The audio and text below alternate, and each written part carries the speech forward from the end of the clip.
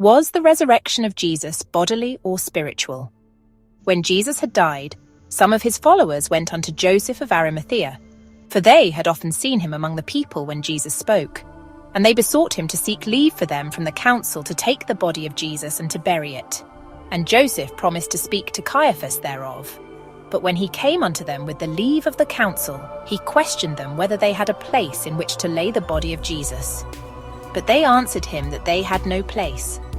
Then said Joseph, Bring his body unto my garden, which I shall show you, for there in the rock is hewn a grave where I myself should be laid to rest.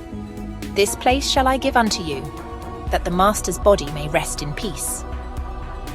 The followers and disciples of Jesus thanked him much for this gift. But Joseph spoke not these words for the sake of Jesus, nor for the sake of the disciples, but for his own.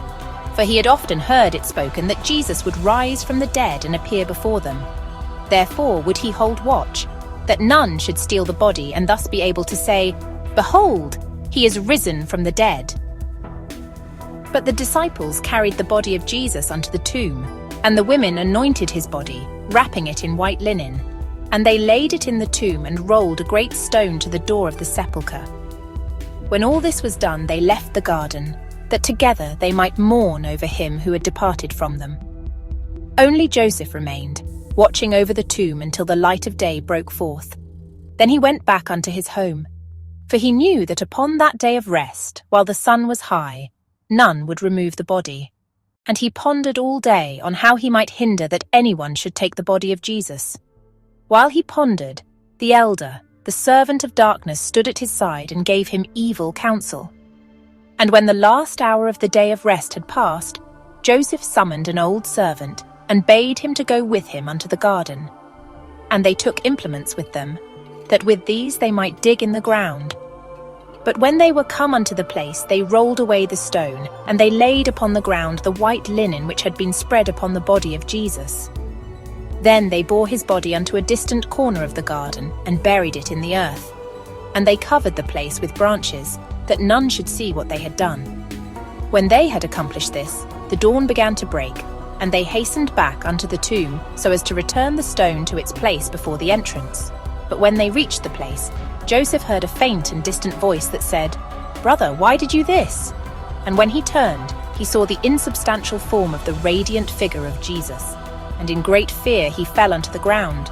But when the old servant hastened to help his master, behold, he stood before the man whose body he had lately buried in the earth. And great fear and terror came upon him, and he fled from the garden. When Joseph awoke to his senses, the vision was gone, and he was alone. But he heard a distant voice which said, Return the body of Jesus unto the place whence you took it. For should you not do this, then will your evil act bring much confusion upon mankind. But the elder, the servant of darkness, stood at his side. And darkness descended upon Joseph while his heart was filled with fear, so that he dared not go back unto that place where he had laid the body of Jesus. And he fled out of the garden unto his house. But when he was come there, behold, there sat the old servant, wailing and lamenting upon the threshold, while many confused words issued from his mouth. Then Joseph knew that this man was not able to keep silent upon that which he had seen. And the elder, the servant of darkness, whispered evil counsel unto him. And Joseph said, Behold, I shall bring you a cup of wine, that you may be strengthened thereby, for that which you have seen has made you exceeding weak. Joseph brought him the wine, but in the cup was death. And a while after the old man had drunk thereof, he fell back upon the ground, and his spirit departed from his body. But Joseph went into his house, so as to be alone with his terror and with his remorse. And when the day broke, the servants of the house found the old man. Some of the servants bore him inside, while others told their master of what had come to pass. And they all believed that the old man had died of infirmity, and none came to know that his master had taken his life. But a while after Joseph had fled from the garden, some women came to mourn by the tomb, and in stillness to talk of the one who had left them. When they were come unto the place, they saw that the stone was taken away from the sepulchre, and they wondered much and dared not enter therein, for they feared that someone lay hiding in the darkness. But when they had spoken with one another on this, the woman who was Mary Magdalene said, I will go therein, for I fear not. And when she stood by the hewn grave, she saw that it was empty, and she found the white shroud in disarray upon the ground. And she returned in haste unto the waiting women, and she said, He is gone, perchance unto his heavenly Father, as so often he said that he would. Or has someone taken away his body? Let us go unto the city and tell of what has come to pass. But as she turned to leave the garden, she saw before her the insubstantial form of a radiant figure, Jesus of Nazareth. He smiled and stretched his hands toward her. When Mary Magdalene saw him, she cried out with joy, Master, have you come back to us? And she ran forward to greet him. But when she reached the place, he was no longer there. And with sorrow she called unto the other 2 women and said, I saw him, he was here. But he is gone once more. Stay in this place, that he shall not be alone should he return to us again. I shall make haste unto the city and call upon Simon Peter and some of the others. And she hastened away. The women who remained wondered at her words, for they had not seen Jesus of Nazareth. They saw only Mary Magdalene run forth, and they heard her cry out, but him they did not see.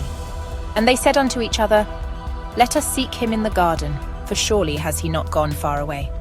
While they wandered about, they searched everywhere, but they found him not.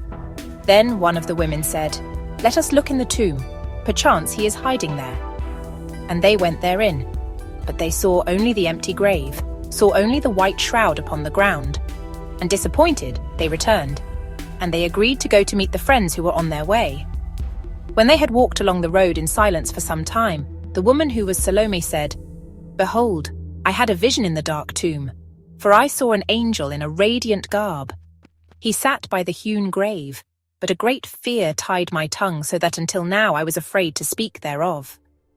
The other woman, Mary, who was the mother of Jacob, one of the followers of Jesus, answered and said, Surely I had the same vision, but there were 2 angels, for I saw another behind the one sitting by the grave. His hand pointed upward, and he spoke some words, but I could not distinguish them clearly.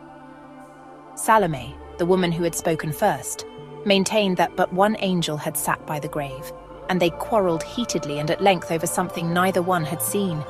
For each had knowingly spoken falsely unto the other of her vision, for not all people are equally truthful, and these women would not be second to Mary Magdalene.